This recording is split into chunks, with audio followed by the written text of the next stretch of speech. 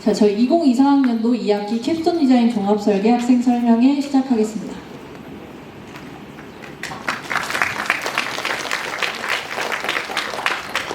저희 전반적인 목차는 개요부터 성과 확산까지 설명을 쭉 드릴 건데요. 저희 캡스톤 디자인에 대해서 간략히 설명드리고 그 다음에 과제 유형은 어떻게 분리가 되는지 설명드릴 거고요. 그 다음에 실제로 학생분들이 학생 지원금을 어떻게 활용하실 수 있고 증빙을 어떻게 하셔야 되는지 설명드릴 거예요. 그 다음에 한 학기 캡스톤 디자인 결과물이 나오면 그걸 외부적으로 어떻게 성과를 확산할 수 있는지에 대해서도 설명드리겠습니다. 저희 캡스톤 디자인의 운영 목적은 저희가 기본적으로 캡스톤 디자인 수업은 3, 4학년 수강생들을 저희가 지원을 하고 있는데요. 링크 사업단 참여학과의 학생에 해당하는 3, 4학년 학생들은 산업체 혹은 기반이 필요로 하는 과제를 수행해서 여러분들이 그간에 쌓아오신 전공 지식을 활용해서 팀 프로젝트를 진행을 하는 교과목에 해당합니다. 저희가 이론 및 실습을 바탕으로 실무 능력을 양성을 목표로 하고 있고요. 그 다음에 저희가 실제로 링크 사업단에서 캡스톤 디자인 교과목 수강생 중에 지원을 받으실 수 있는 기준은 아래에 저희가 명시를 해놨는데요. 말씀드린 대로 링크 사업단 참여학과 3, 4학년 이상의 재학생이어야 하고요. 그 다음에 여기는 지금 수강 정정 기간이 종료가 됐기 때문에 캡스톤 디자인 교과목은 다 수강 신청을 완료하셨을 거라고 생각이 듭니다. 그 다음에 저희가 실제로 개강을 하고 나면 여러분들이 팀 단위로 프로젝트를 진행을 하셔야 돼요. 그래서 최소 3인부터 최대 10명까지 팀을 꾸리셔서 저희한테 팀 프로젝트를 신청을 해주시면 승인 이후에 저희가 지원을 하게 됩니다. 저희가 분반이 여러 개인 교과목도 있는데 팀들은 같은 분반의 학생들끼리 구성을 해주셔야 됩니다. 그 다음에 저희 1, 2학년 학생들도 가끔가다 캡스톤 디자인 수강하시는데 수강을 하시고 팀 프로젝트에 참여하시는 거는 문제가 없어요.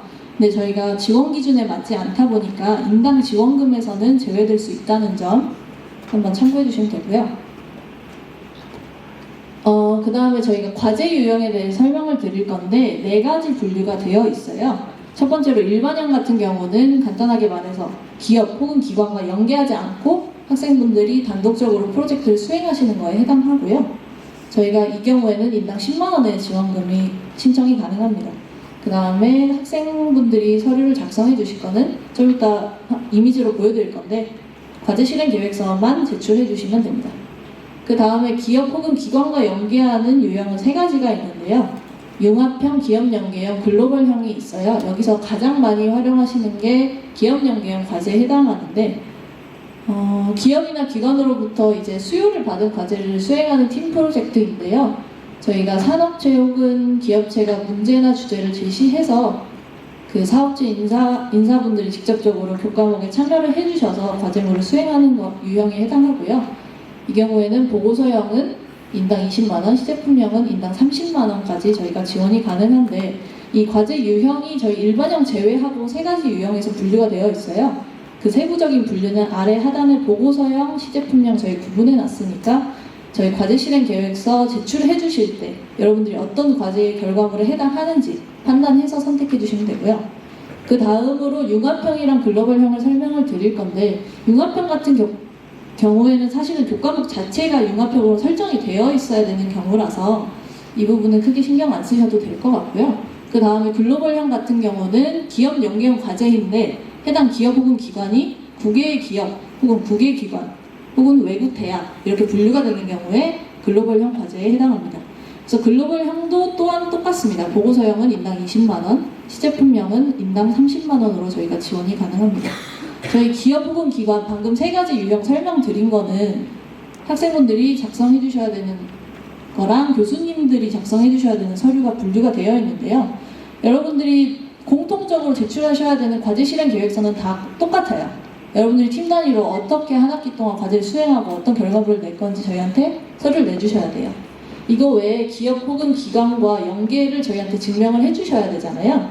그래서 그런 목적의 서류로 기업 참여 수요 조사서 이 부분은 기업에서 우리는 학생들이 이런 과제를 수행했으면 좋겠다 라는 서류를 작성해 주시는 거고요. 그 다음에 산학협력교육협약서는 저희가 3분의 직인이 들어가요.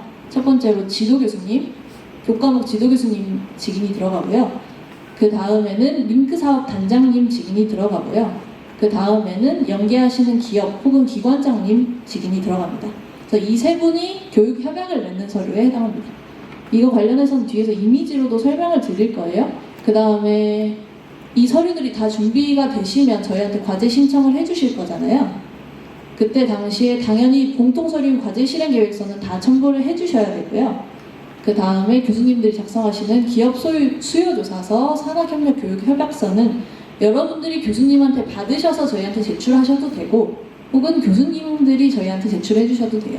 이거는 교과목 내에서 논의하셔서 진행하시면 되고요. 그 다음에는 최종적으로는 제가 해당 서류가 다 준비된 거 확인하고 팀 과제를 승인해드리게 됩니다.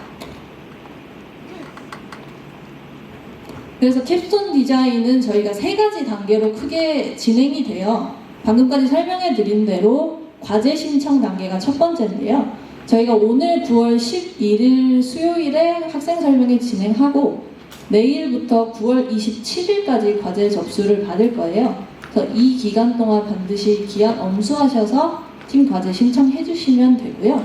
저희 이 3단계 모든 거는 캡스톤 디자인 홈페이지에서만 진행될 거예요. 그래서 해당 홈페이지 로그인 하셔서 과제 신청해 주시면 됩니다.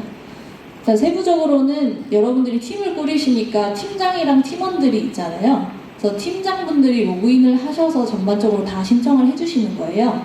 그래서 팀장님들이 서류도 내시고 내용도 입력하시고 신청 버튼을 누르시면 그 팀원으로 소속된 분들이 로그인을 하셔서 개인정보 활용 동의를 해주셔야 돼요. 그래야지 교수님들이 확인이 가능하고요. 그 다음에 제가 최종적으로 승인을 하게 됩니다. 과제 신청에 대해서 캡스톤 디자인 홈페이지에서 어떤 절차로 들어가시게 되는지 설명드릴게요. 이게 캡스톤 디자인 홈페이지에 접속한 처음 화면이고요. 초기 화면은 이렇게 나오고, 저희 로그인 하시는 건 아이디는 학번 입력하시고 비밀번호는 종합정보 시스템과 똑같습니다.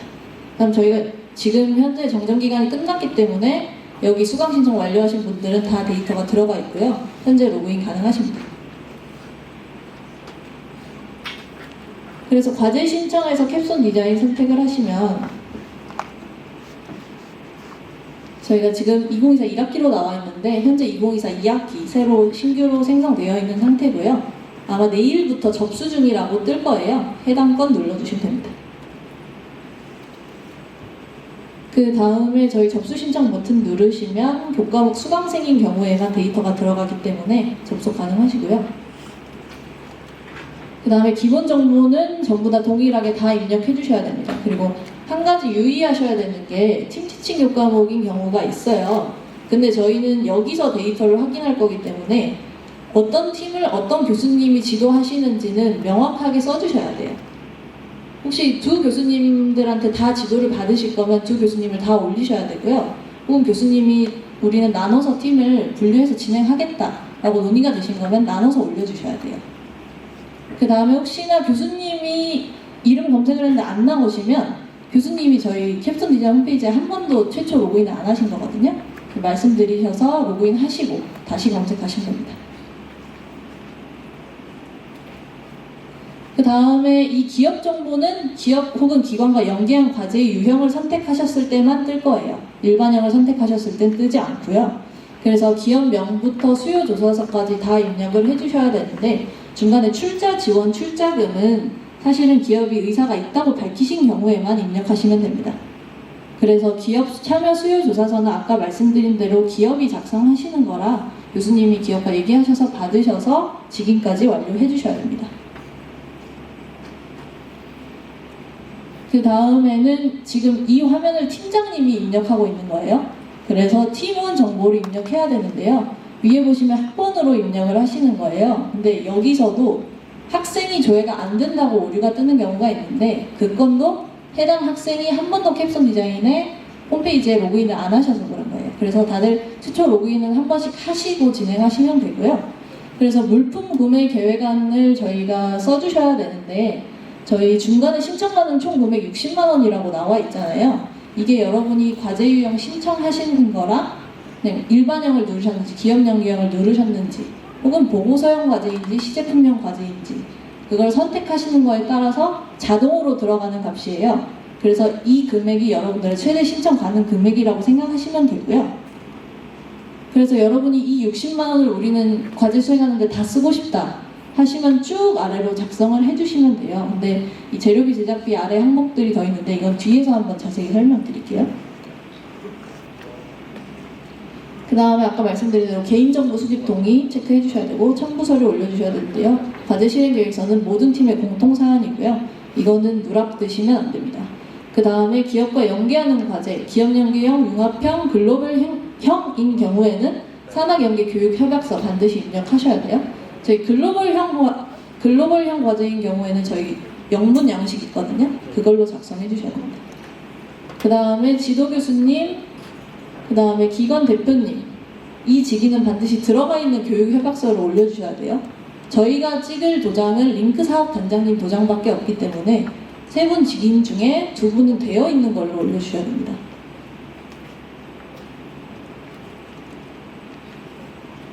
그 다음에 여기까지 신청이 끝나게 되면 팀장님들이 프로그램 관리를 하실 수 있어요. 실제로 들어와서 보시면 빨간색으로 반려가 떠 있는 경우도 있고 아니면 팀원들이 승인하고 있다, 개인정보 활용 동의를 하고 있다 라고 뜨는 경우도 있어요. 여기서 처리 현황 확인하시면 되고요. 혹시나 반려로 떠 있는 경우에는 반려 사유 저희가 다 입력해 드리거든요. 그거 확인하시고 해당 내용 수정하셔서 다시 신청하시면 됩니다. 그 다음에 프로그램 팀원 요청은 팀원분들이 이제 들어가서 개인정보 동의하시는 건데요. 이 화면은 저희가 이거 배포해 드릴 거니까 참고하셔서 진행하시면 됩니다. 그 다음에 팀장님들이 프로그램 관리하시는 방법 간략하게 알려드리면 팀 지원 신청서는 여러분들이 신청하신 내용 요약하는 화면이고요. 그 다음에 팀원 관리는 어떤 학생분들 넣으셨는지 팀 구성원으로 확인하실 수 있고 그 다음에 팀원 변경이 가능한데 팀원 변경은 두 가지예요. 학생을 빼거나 혹은 팀장을 바꾸거나입니다. 학생을 추가하는 경우도 있는데 혹시 이 화면에서 기능을 안 하게 된다면 저한테 별도로 요청하시면 되고요. 그래서 여러분들이 도중에 처음에는 뭐 5분이서 했는데 이 학생이 팀장이었는데 진행하다 보니까 안 될 것 같다. 그래서 변경하시겠다. 충분히 가능하고요. 팀원들을 원래 기존의 팀원들을 삭제하는 것도 가능합니다. 이 단계는 제가 승인을 해야 최종적으로 반영이 되고요. 그 다음에 여러분들이 초반에 개강하고 나시고 나서 우리는 이 과제로 하겠다라고 정했는데 중간에 내용이 바뀔 수가 있고 혹은 세부화가 될 수 있잖아요. 그렇다면 과제명 변경 신청을 해주시면 됩니다. 이 단계도 제가 최종적으로 승인을 해야 가능합니다. 그 다음에 저희가 커뮤니티 공지사항 이 부분은 사실 여러분들이 가장 많이 접속을 하시는 화면인데요. 저희가 아까 말씀드린 서류 양식은 여기에 다 올라가게 되고요. 그 다음에 공지는 저희가 아까 스텝 1, 2, 3 설명드린 것처럼 단계별로 다 올라갈 거예요. 그래서 여기서 모든 정보를 대부분 다 얻으실 수 있기 때문에 공지사항은 반드시 매번 참고해 주셔야 돼요. 아까 설명드린 서류 양식 간략히 이미지로 소개해 드리는 거고요. 유의하실 점은 기업 혹은 기관장 직위는 반드시 들어가야 되고 링크 사업단장을 제외한 협약서의 직위는 다 완료가 되어 있어야 됩니다. 그 다음에 지금까지 설명드린 대로 여러분들이 과제 신청을 마치시게 되면 승인받으신 예산을 사용할 거잖아요. 아까 물품 계획안도 작성을 하셔야 되는데 저희가 총 5가지 비목을 지원을 하거든요. 근데 첫 번째, 두 번째로 제일 많이 사용하시는 게 재료비 제작비고요. 재료비 제작비는 만약 여러분들이 60만 원 승인을 받으셨다면 60만 원을 전부 재료비 제작비로 활용하시는 건 상관이 없어요. 그래서 재료비 제작비는 이제 퍼센티지를 배분하시는 거에 제한이 없고요. 재료비 같은 경우에는 여러분들 실제로 시제품 나오시는 경우에 재료 구매하시는 거에 해당하고요. 그 다음에 그 외에도 소프트웨어 기간권 구매하시는 거, 뭐 한 달짜리 유료 구독하시는 거 있잖아요. 그것도 저희가 지원해드리고요. 혹은 노트북 대여를 하셔야 되거나 스튜디오 대관을 하셔야 되는 경우에도 저희가 지원 가능합니다. 그 다음에 이제 학기가 종료되고도 계속 쓸 수 있는 물품을 구매하시는 경우가 있어요. 시제품명에 부착이 되진 않지만 우리는 이게 재료로 필요하긴 하다라고 판단을 하시면 저희가 이제 들어보고 승인을 해드릴 수 있는데 그 경우에는 사실 학기가 종료된 이후에 저희 사업단에 반납을 해주셔야 돼요. 그리고 그 외에 재료비 사용 제한 품목은 저희가 명시를 쭈르륵 해놨기 때문에 참고를 해주셔야 되고요. 이거에 해당하는 것들은 사유불문으로 저희가 승인 불가합니다. 그 다음에 제작비 같은 경우에는 여러분들이 외주 업체에 의뢰를 맡기는 걸 말하는데요. 실제로 시제품 가공하시는 거 혹은 타 기관이나 대학에 시험 분석 의뢰하시는 것도 해당이 되고요. 3D 프린터 출력하는 것도 동일하게 해당됩니다. 그 다음에 가장 많이 사용하시는 거는 인쇄하시는 걸로 가장 많이 사용하시고요. 그 다음에 외부업체 장비 사용료도 마찬가지입니다. 저희가 작년까지는 교내 공동장비 운영센터에서 사용하시는 거에 대해서 지원이 불가능했는데 저희가 지침이 변경돼서 지원 가능하고요. 그래서 교내에 있는 운영장비 활용하시면 됩니다. 그 다음으로 많이 활용하시는 게 회의비인데 회의비는 사실 예산 배분하시는 거에 제한이 있습니다. 60만 원을 만약에 승인을 받으셨다면 30만 원까지 책정이 가능하신 거고요. 회의비는 최대 50% 한도 반드시 기억하시고 저희 예산 배분해 주시면 됩니다. 그래서 실제로 회의를 진행하시면서 회의 사진은 반드시 찍어 두셔야 되고요. 그다음에 회의록도 간략하게 다 작성해 주셔야 돼요. 회의비는 하루에 한 번 쓰는데 1인을 2만 원까지 지원 가능합니다. 그다음 회의 진행하고 이 부분은 회의 진행하고 저희 식사하시는 거 지원해 드리는 거예요. 회의비는. 그래서 원래 최대 팀당 10회까지 저희한테 지원 받으실 수 있고요. 이거는 저희가 무분별한 회의비 집행 건수가 증가하는 걸 막기 위해서 제한을 걸어놨습니다. 또 회의비 결제 가능 시간은 영수증에 찍히는 시간을 말하는 거예요. 여러분들이 실제로 회의를 진행하시는 시간이 아니고 이 시간 내에 결제 완료해 주셔야 중식 석식으로 인정 가능합니다. 9시, 10시 넘어가서 결제하시면 저희가 지원이 안 돼요. 그래서 주말 공휴일은 당연히 지원이 안 되고요. 유흥업소 술 주류 등도 당연히 지원이 안 됩니다. 그 다음으로 자문비에 대해서 설명을 해드리면 여러분들이 기관이나 기업이랑 연계하셔서 해당 기업 자문위원을 위촉하시는 경우가 있어요. 그래서 자문을 받으시는 경우인데 1시간에 5만 원까지 자문위원분한테 드릴 수 있고요. 그 다음에 일일 최대 4시간까지 자문 받으실 수 있습니다. 근데 한 가지 유의하셔야 하는 거는 교내 교직원, 대학원생, 대학생 그 누구한테도 자문을 받으실 수 없고요. 외부 소속이어야 자문을 받으실 수 있습니다.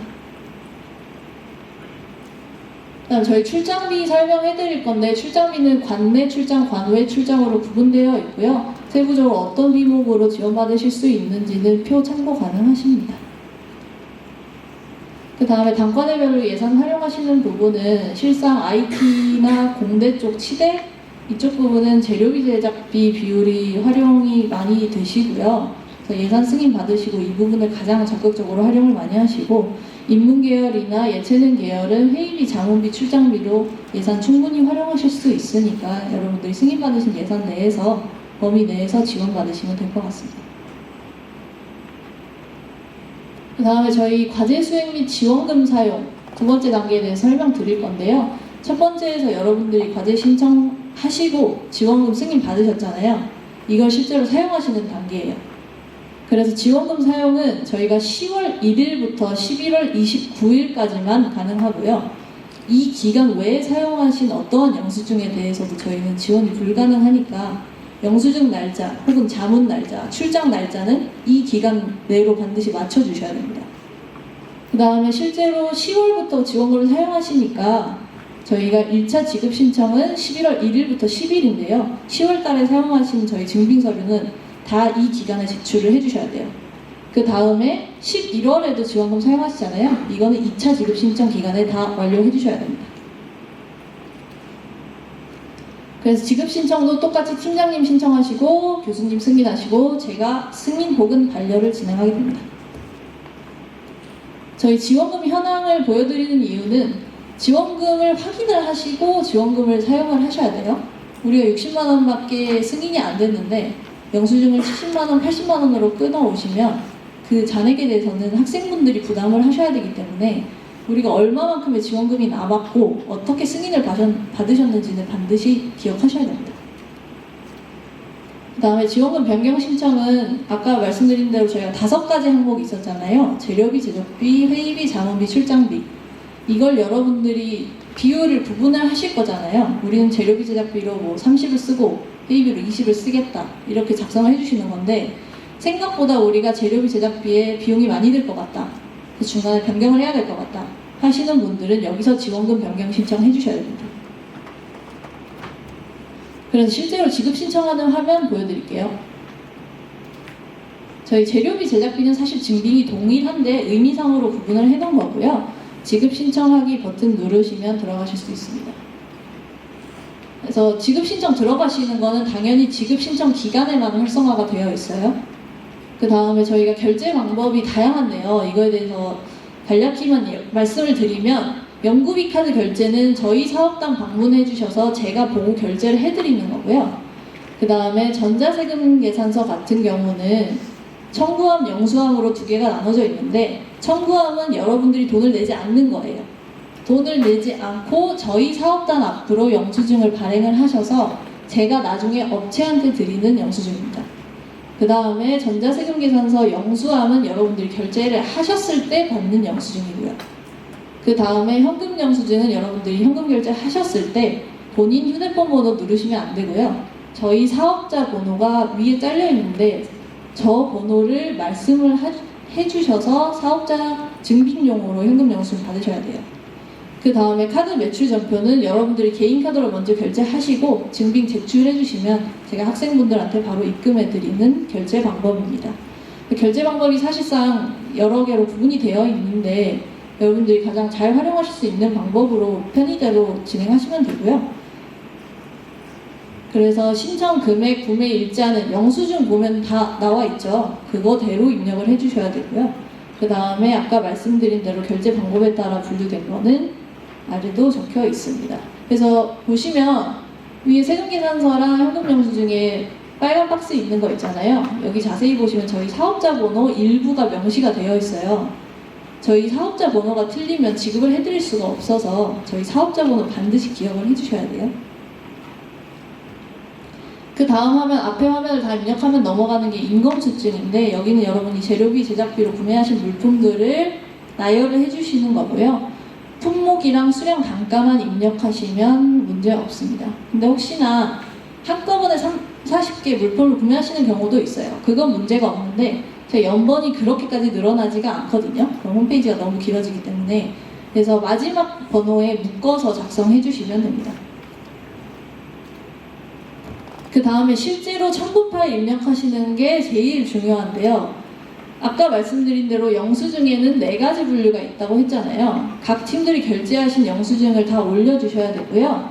그 다음에 물품 구매 사진은 여러분들 배송 받으셔서 한 장만 찍어주시면 돼요. 굳이 하나하나 일일이 다 나눠서 찍으실 필요는 없고요.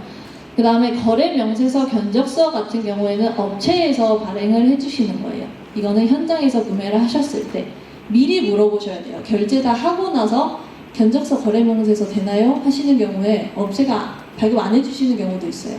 그래서 거래를 하시려면 이 증빙이 다 되는지 확인하고 결제를 하시길 추천드립니다. 여러분들이 지원금 명목으로 사용을 했는데 저희가 지원을 못 해드리는 경우가 있어요. 저희는 증빙이 가장 중요하기 때문에 증빙이 가능한지 여부부터 확인하셔야 됩니다. 그 다음에 오프라인으로 가면 바로 발급을 해주시는데 사실 여러분들은 온라인 결제가 대부분이란 말이죠. 근데 이 경우에는 저희가 어떻게 하면 거래명세 견적서를 대체할 수 있는지 뒤에서 설명드릴 거고요. 그 다음 비교견적서는 100만 원이 넘는 경우에만 필요하고, 비교견적서는 같은 품목을 옆에 업체에서 구매했을 때 얼마냐, 이 서류예요. 그래서 이건 업체한테 말씀하시면 아마 아실 거예요. 그 다음에 저희가 통장 사본이랑 사업자 등록증을 받고 있는데요. 통장 사본은 결제 방법에 따라서 조금씩 달라집니다. 아까 말씀드린 대로 저희가 업체한테 바로 드리는 경우가 있고 저희가 학생분들한테 드리는 경우가 있잖아요. 여러분들이 먼저 결제를 하셨을 때는 팀원이든 팀장이든 상관없습니다. 학생분들 통장 사본을 올려주셔야 되고요. 그리고 전자세금계산서 청구함, 업체한테 금액을 달아놓으셨잖아요. 그런 경우에는 당연히 업체 통장 사본을 올려주셔야 돼요. 결제 방법에 따라서 첨부 서류가 달라지기 때문에 이 부분 반드시 기억해 주셔야 됩니다. 그 다음에 실제로 신청을 하셨는데 반려가 된 경우는 저희가 반려 사유 다 적어드리고요. 그 다음에 수정 보완하셔서 재지급 신청 눌러주시면 됩니다. 저희 아까 말씀드린 대로 지급 신청 기간은 열흘이잖아요. 근데 재지급 신청, 수정해서 다시 올리시는 건 저희가 기간을 좀 넉넉하게 드릴 거예요. 2주 정도. 그 기간 내에 수정해서 올려주셔야 저희가 지급이 가능합니다. 그 다음에 실제로 가장 많이 발생하는 문제가 현금 영수증 소득공제용 발급하시는 경우인데요. 본인들 휴대폰 번호 입력하시면 안 돼요. 그러면 저희가 지원이 안 됩니다. 그 다음에 첨부 파일은 이유 없이 어떤 것도 누락돼서는 안 되고요. 그 다음에 저희가 네이버 포인트 같은 경우에 자동으로 사용되시는 경우가 있어요. 근데 저희가 지침상 그 금액을 제외하고 드릴 수밖에 없는 상황이거든요. 그래서 네이버 페이 포인트가 자동 결제되는 경우 반드시 해지하고 결제해 주셔야 돼요. 다음 아까 말씀드린 대로 온라인으로 구매하셨을 때는 어떻게 대체 가능한지 설명드릴게요.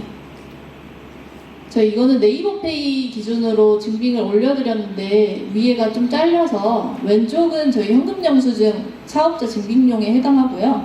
중간 거는 저희가 거래 명세서를 어떻게 대체할 수 있는지 이미지 올려드렸는데 저희 이거는 온라인으로 배포해드리니까 거기서 한번 자세히 확인해 보시면 될 것 같고요. 저희 네이버페이 같은 경우에는 이 서류지만 보통 쿠팡이나 뭐 인터파크 다른 사이트 들어가시면 거래 명세서 버튼이 있어요. 실제 여러분들이 주문 상세 내역에 들어가시면 거기서 온라인으로 그냥 다운받으시면 PDF로 나옵니다. 그 파일 올려주시면 돼요. 그 다음에 온라인 구매 시 견적서는 어떻게 대체가 되냐면 여러분들이 요즘에 보시면 네이버 페이 같은 경우는 구매 확정 단계까지 있고 쿠팡이나 다른 사이트는 배송 완료 저희 주문조회 해보면 그 화면이 뜨잖아요. 그 화면을 캡처해서 견적서에 올려주시면 돼요. 여러분들이 실제로 구매하신 품목이 배송 완료됐다는 화면을 캡처해서 견적서에 올려주시면 됩니다. 만약 여러분들 저희 배송비까지 같이 지원을 해드려요. 해당 금액이 뭐 많은 물품을 샀는데 2,500이 배송비라면 12,500원을 지원받으실 수 있는 건데 그런 경우에는 배송비까지 여기가 지금 안 보이긴 하는데 배송비까지 표시가 될 수 있도록 캡처해 주셔야 돼요. 그 다음에 아까 말씀드린 대로 유의사항은 사업자 등록번호 오류 없게 잘 봐주셔야 되고 그 다음에 금액 초과는 절대 안 됩니다. 저희 그럼 서류를 다 다시 발급받으셔야 되기 때문에 여러분들 지원받으신 예산은 반드시 미리 사전에 확인하시고요. 혹시나 현금 영수증을 용도를 잘못 발급을 하셨다 하시면 본인이 직접 홈택스에서 용도를 변경하시거나 아니면 구매하셨던 업체한테 전화를 하셔서 결제 취소하고 다시 발급 받으시거나 둘 중 하나입니다. 그 다음에 여러분들한테 저희가 퀴즈를 내드릴 건데 손 들고 맞히시면 되거든요. 저희가 지금까지 설명드린 내용에 대한 퀴즈인데 저희가 보조 배터리를 하나씩 드릴 거예요. 그래서 설명 잘 들으신 분들은 한번 손 들어주시면 되고요. 전자세금 계산서 청구함의 경우는 아직 결제되지 않은 금액인지 혹은 이미 결제가 완료된 금액인지 네, 맞습니다. 저희 한 10개 있거든요. 10개 맞춰주시면 다 받으실 수 있어요. 그 다음에 세금계산서의 영수함인 경우에 누구의 통장사본을 올려야 하는지 맨 뒤에 남자분 계시거든요. 네.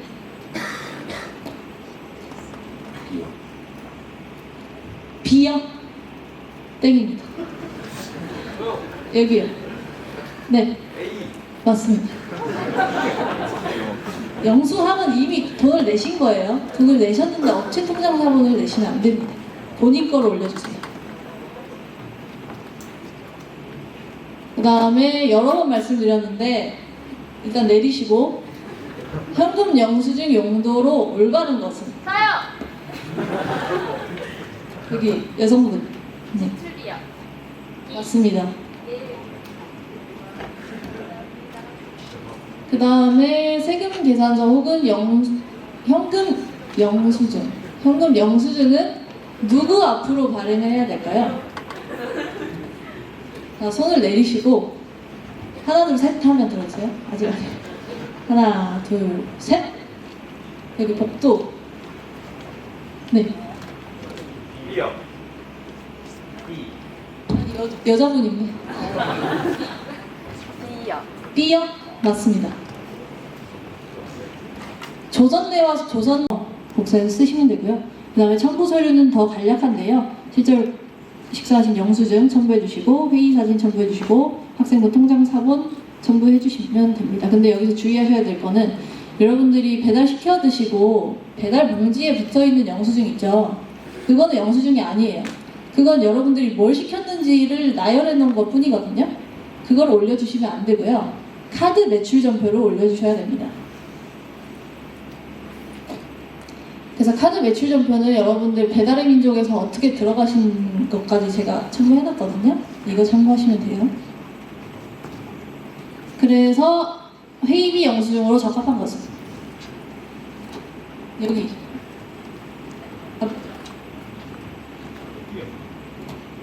정답입니다.